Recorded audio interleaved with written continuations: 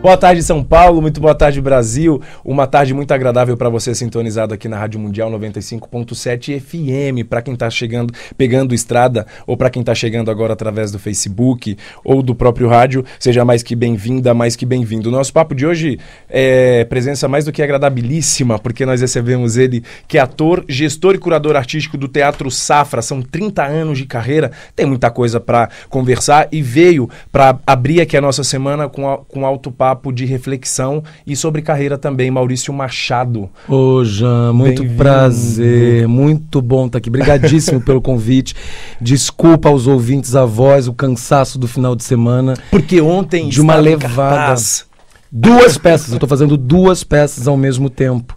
E uma delas, o cara é abusado, faz um monólogo, faz 6 personagens. Que é incrível, que eu quero ver. E aí o reflexo do cansaço chegou nessa segunda. Mas estou muito feliz, um grande abraço a todos os ouvintes, muito obrigado à Rádio Mundial, que tá linda, né?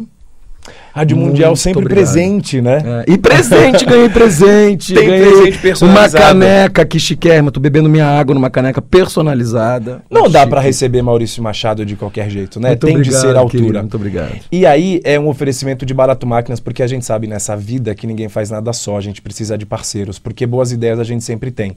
Mas o difícil não é ser visto, é ser notado, né? Exatamente. E conseguir realizar, né? E conseguir realizar, mas aí precisa de parceiros mesmo. E aí, gentilmente, Barato Máquinas, que hoje é referência em personalizados e sublimação, preparou um kit, que daqui a pouco eu mostro para você em detalhes. Ai, que e chique. pro Brasil inteiro, através da nossa live ali, porque aquilo não é uma câmera de segurança. Nós estamos pelo Facebook, Brasil! Olá, Brasil! Maurício Machado.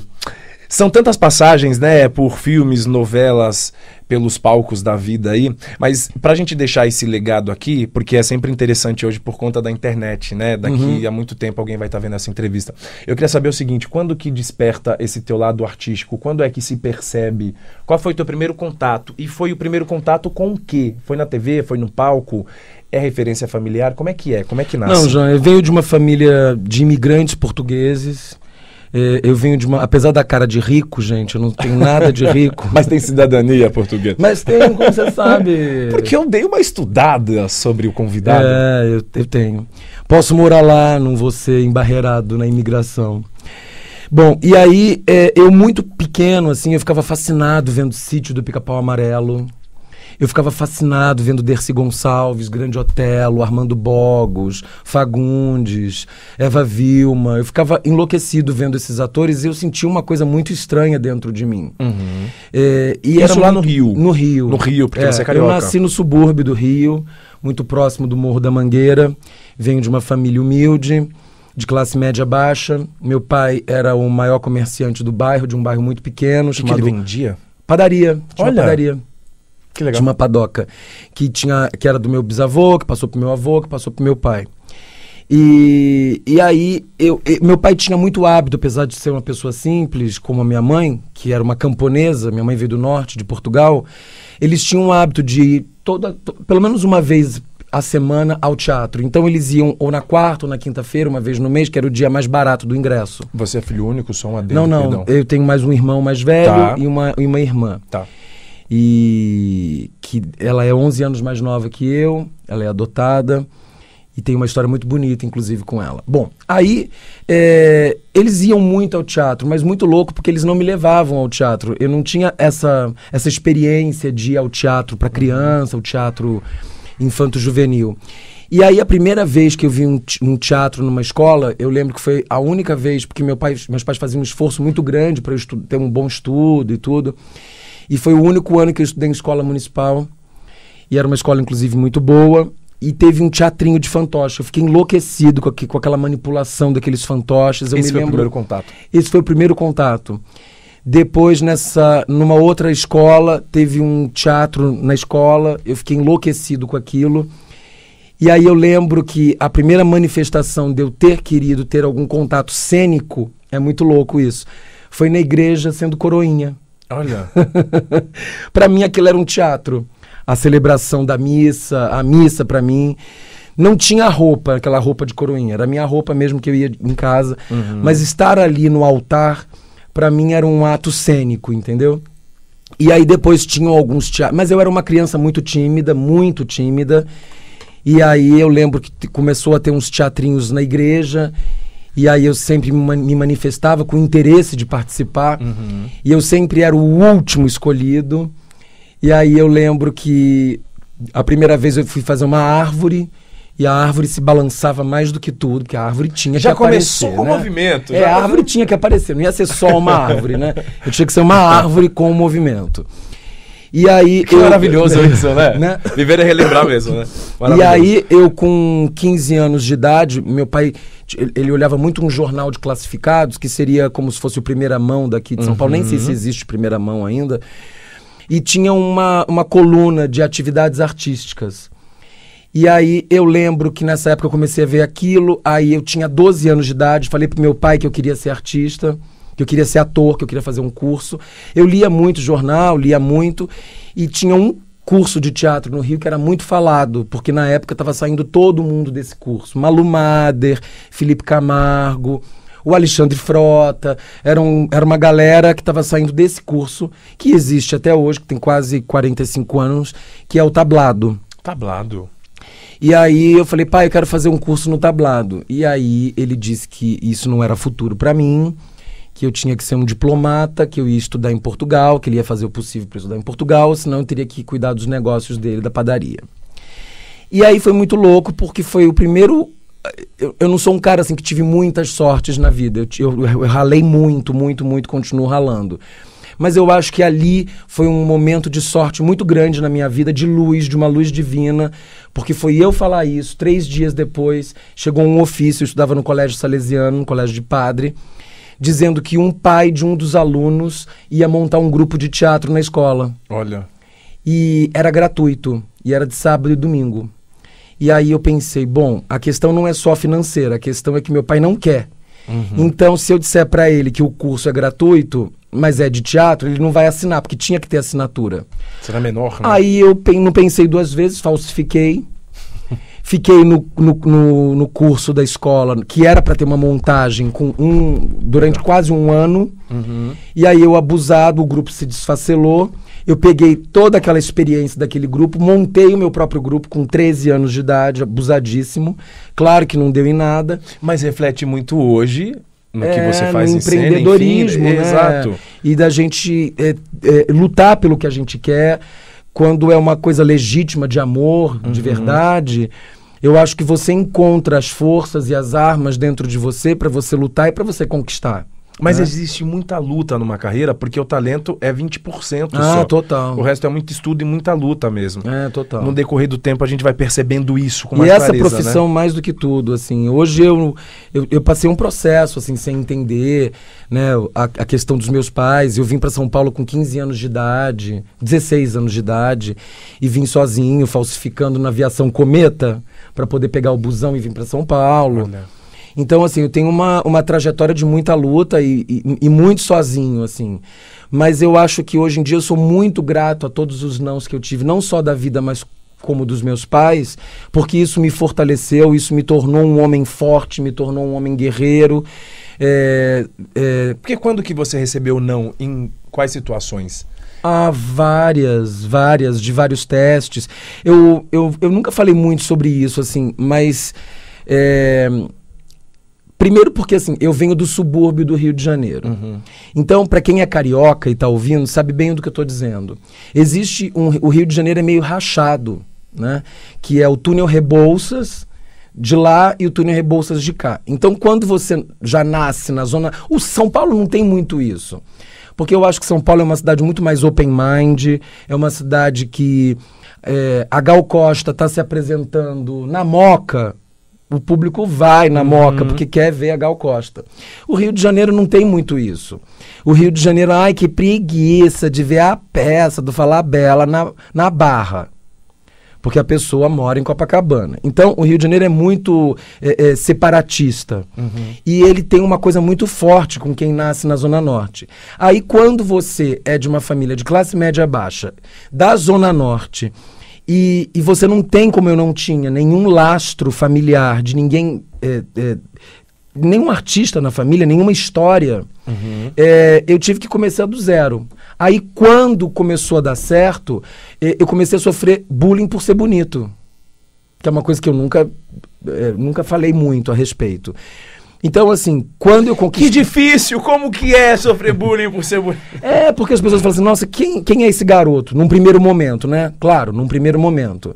Depois, quando eu mostrava serviço, as pessoas ficavam mais tranquilas. Mas eu tive que transpor também essas barreiras, entendeu? Tipo, é um surfistinha do Leblon. Aí a pessoa entendia que eu não era um surfistinha do Leblon. A pessoa entendia que eu era do subúrbio. É do subúrbio. Então, assim, foram muitas barreiras que eu tive que ir enfrentando. Entendeu? Então você só me empresta os seus olhos e eu vou fazer 2 longas e já volto. Mas a coisa mais louca que eu tive que enfrentar foi o não dentro de casa, entendeu? Porque, assim, eu realmente tive que trilhar um caminho que não foi um caminho ortodoxo. Que é aquele caminho que você quer ser cozinheiro, você vai fazer um curso no Senac, né? Ou onde quer que seja, para você se transformar num chefe. Você quer ser ator, você vai procurar a melhor escola, ou aquela escola que o seu bolso dê, ou tem muitas escolas, inclusive as melhores, fica a dica, são as não pagas, né? Uma EAD na USP, uma Martins Pena, que é uma escola incrível, que nem está a nível de 3º grau, no Rio de Janeiro. Então, tem muitas possibilidades. Mas eu não tinha nem o dinheiro do busão para ir para a escola, para fazer uma escola de teatro. Então, eu dependia, com 14 anos de idade, dos meus pais para pelo menos me bancarem o transporte. E eles pagavam os meus estudos. Eu pensei que você dava uma passada no caixa da padaria. Não, eu roubei muito! Roubei muito! Tinha uma amizade sincera com uma das caixas. Não, minha mãe fazia às vezes óleos de moura, assim, eu pegava um... Caixa 2, rolava um caixa 2 nessa época. Minha mãe falava assim, tá faltando R$50 aqui, tá faltando R$100 ali, ela fazia... mas assim, e olha, eu ia isso me já virando. sendo investido no Safra, que daqui a pouco a gente fala Não sobre isso. Omar, quando que vem o sim da tua família? A partir de qual momento? Quando que a ótica deles em relação ao ofício que você escolheu para viver daquilo, enfim, quando que passou a ter um sim? A partir de quando? Olha, foi um percurso da parte do meu pai um pouco mais longo. Do meu percurso... do Salesiano, do grupo de teatro na escola. Depois eu entrei em mais 4 grupos de teatro amador e as peças não estreavam. Então eu entrava em grupos e as peças não aconteciam. Até que, depois já de 2 anos e meio, 2 anos com teatro amador, eu com 14 anos, quase 15, eu estreio no teatro profissional por uma notinha no jornal, por uma audição. E aí nessa audição... minha mãe vai me assistir no meu espetáculo com a minha irmã, que então tinha 5 aninhos de idade. E ali a minha mãe ficou muito realmente chocada, e ali ela muito emocionada. Ela falou assim, olha, eu não imaginava que um filho meu tivesse esse dom, tivesse esse talento. Seu talento é muito grande. Porque até então não tinha nenhuma referência familiar. Nenhuma referência familiar, ela nunca nem tinha me visto. Não tinha muito embasamento, né? O máximo que ela tinha me visto era com a árvore balançando, né, no palco do salão da igreja. Então ela não... E era um puta personagem. Mas não caiu uma folha da árvore se Deus não deixar. Exatamente, tá exatamente. E era um personagem, assim, incrível. Era o protagonista de um grande musical. Imagina, era um musical que entrava um carro alegórico em cena, entendeu? Da Beija-Flor. Era uma coisa... Era uma coisa muito grande, assim. E eu cantava, dançava, fazia 2 personagens no espetáculo. E ela, muito emocionada no final, ela falou, você me lembrou... Eu não sei se você lembra dele, que foi um grande galã da TV Globo. Ela falou assim, nossa, você me lembrou muito a interpretação e o tipo de ator que era o Lauro Corona. E o Lauro Corona tinha acabado de falecer. O Lauro Corona foi o grande parceiro da Glória Pires nas novelas no início da carreira deles. Foi um grande galã do Brasil.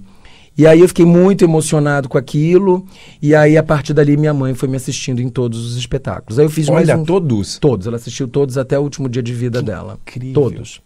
E aí, os 4 espetáculos seguintes que eu fiz no Rio de Janeiro, minha mãe viu todos, depois na sequência, acidentalmente eu vim parar em São Paulo. Eu vim com a namorada, eu tinha curso de inglês no Rio, eu tinha escola, estava no 2º grau, né, que hoje nem é mais 2º grau, né, ensino fundamental.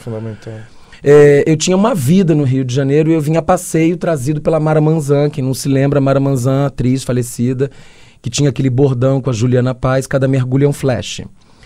E a Mara que me trouxe para São Paulo para vir assistir a peça dela, não sei o quê. Eu tinha um programa de turista aqui, que era ir na Liberdade, assistir uma peça do Antunes Filho. Eu era um adolescente, queria ir no Play Center.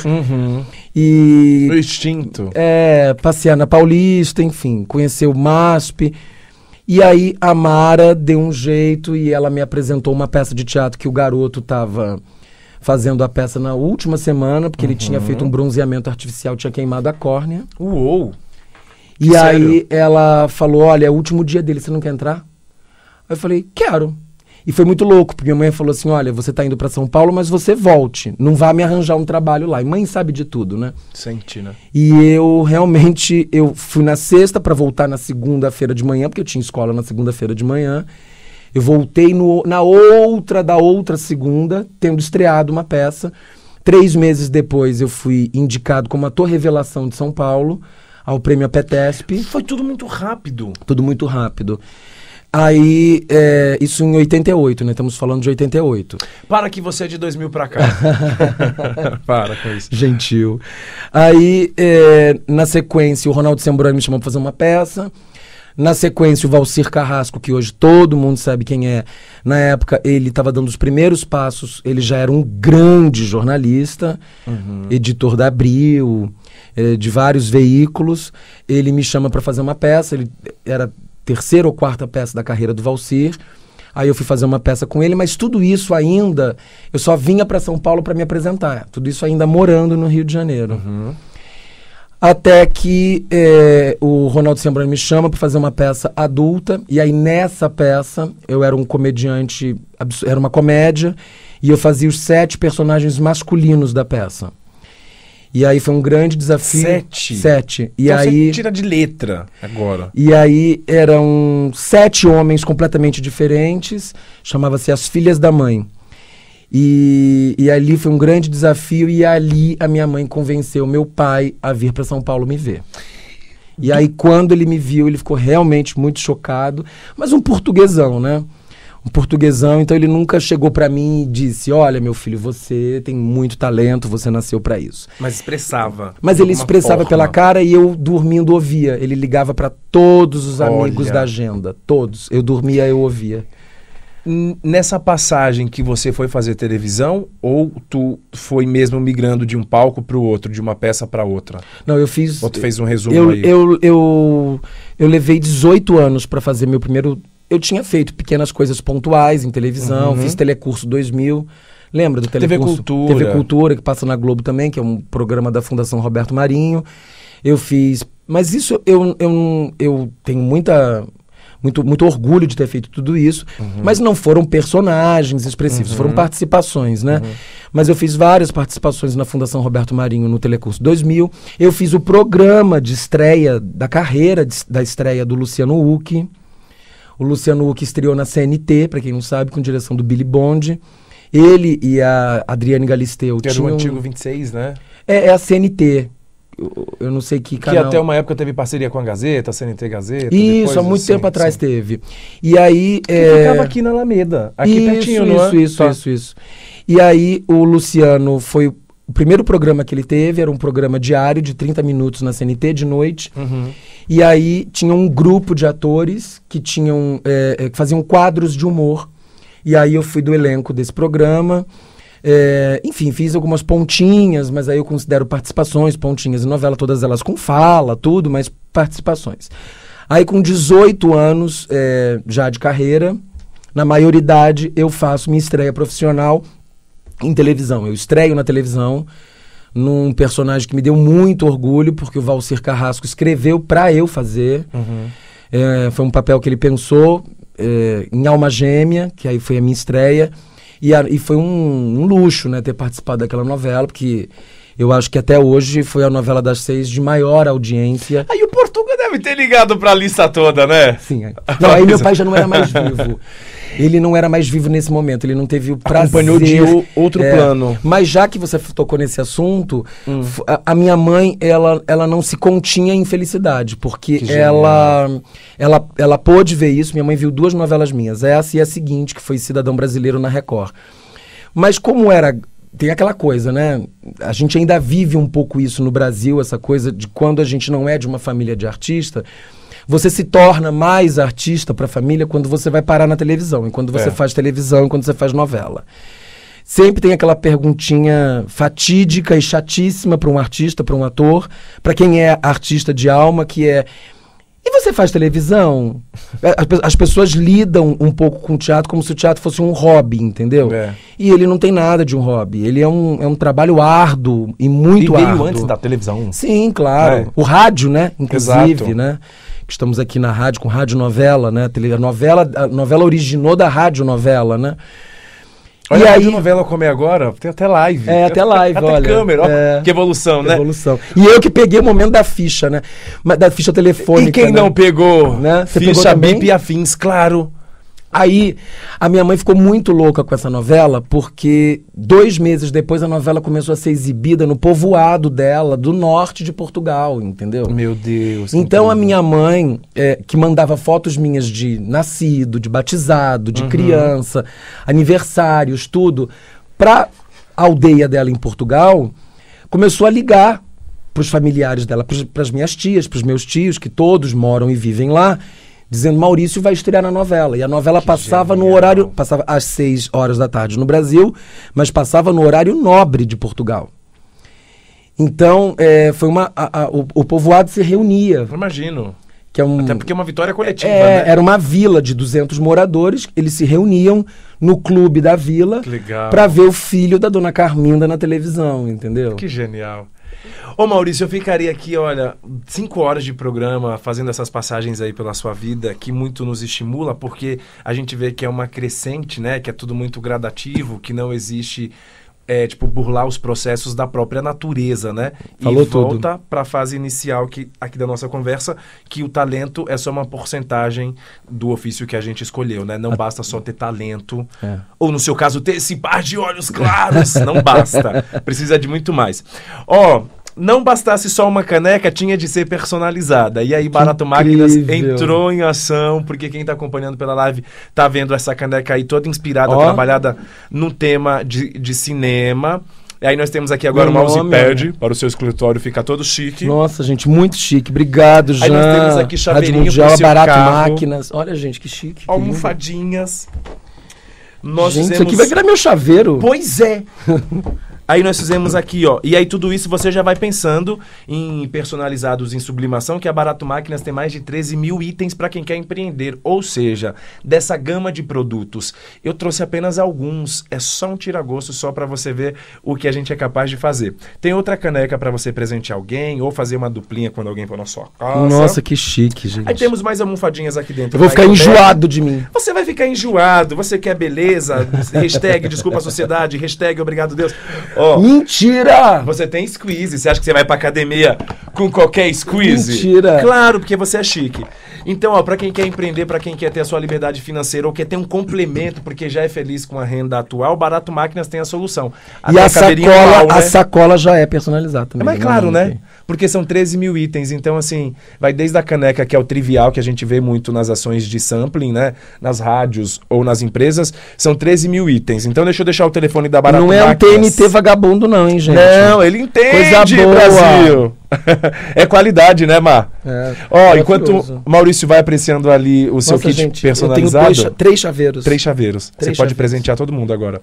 Um pro meu apartamento do Rio, um pro meu apartamento de São Paulo. E um pra você ficar o quê? Admirando a sua beleza. Esse aqui eu deixo do lado da cama, assim, fico me olhando. Fica admirando. Essa sensação de bem-estar quando você recebe um presente personalizado. E aí Barato Máquinas pode sempre te ajudar. Rua Santa Clara, número 25, na região do Brás. Para mais informações, no telefone 0 operadora 11 2488 4640. 0 operadora 11 2488 4640. Para quem só para lembrar que a Barato Máquinas é e-commerce. Então você pode comprar de qualquer parte desse país. Acessou baratomaquinas.com.br. Você pode ir lá comprar uma máquina de caneca, por exemplo, fazer da sua casa. Olha que beleza. Que incrível, que Não é incrível. incrível? Sabe que me lembrou muito a minha personagem na O peça quê? que eu tô fazendo agora? Que você vai assistir, quero que você Eu vá vou no assistir. próximo final de semana. Hein? Já reforço o convite, porque nós temos 3 minutos de programa. Festa à Comédia no Teatro Arthur Azevedo, na Moca, temporada popular, gente. 20 e 10 real. Que são ótimo. 5 textos, são 5 esquetes que eu tive a honra de 5 grandes autores. Cada esquete é escrito por um autor, todos eles com quem eu já trabalhei. Então tem uma esquete do Valcir Carrasco, do Alessandro Marçom, do Vincent Vilar, uma equipe bem fraquinha.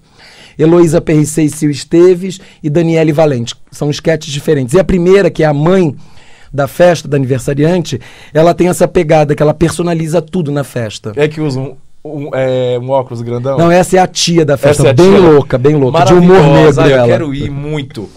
Ó, só pra lembrar você que tá nos assistindo aí pra começar sua semana muito bem, se você nesse final de semana já sentiu algum desconforto nos pés ou sente dores nas pernas, a Peça em Dor quer te convidar para um exame gratuito. Vai desenvolver uma palmilha sob medida que resolve dores com garantia. Se a Peça em Dor não sanar esse problema da sua dor, esse desconforto, que já dá sinais pra quem pisa mais pra direita, mais pra esquerda, pra quem tem joanete ou qualquer outro tipo de sinal aí, em 90 dias, Pés Sem Dor te devolve o dinheiro. Lembrando que são 44 clínicas para melhor te atender, então você de qualquer parte do Brasil, marque uma avaliação. Mandando um WhatsApp agora para o telefone 96654-1212, 96654-1212, ou através da central 4003-8883, 4003-8883. Não fique mais com esse desconforto nos pés, porque os pés são responsáveis por carregar toda a nossa estrutura, então merece esse cuidado, e Pés Sem Dor é a única clínica no Brasil especializada nesse assunto, então vai fazer um raio-x dos seus pés e fazer uma palmilha sob medida. Olha que genial. Vou lá agora, inclusive. Pode ir lá que você vai ser muito bem recebido. Querido, você volte sempre que quiser contar alguma coisa. Muito obrigado pelo convite, adorei. Obrigado. Obrigado viu, pelos querido? presentes, Barato Máquinas, você. Muito obrigado pela confiança da amizade. Bom, legal, você sempre prestigiando e sempre presente. Muito obrigado, eu que agradeço. Muito obrigado você também que prestigiou, parou o seu tempo para ouvir esse programa. Se quiser continuar com a gente, vai para as redes sociais, Maurício Machado e Jean Rios em todas elas. Que Deus abençoe a sua semana e espero que o nosso papo tenha trazido alguma reflexão positiva. Beijo no coração, valeu, até segunda!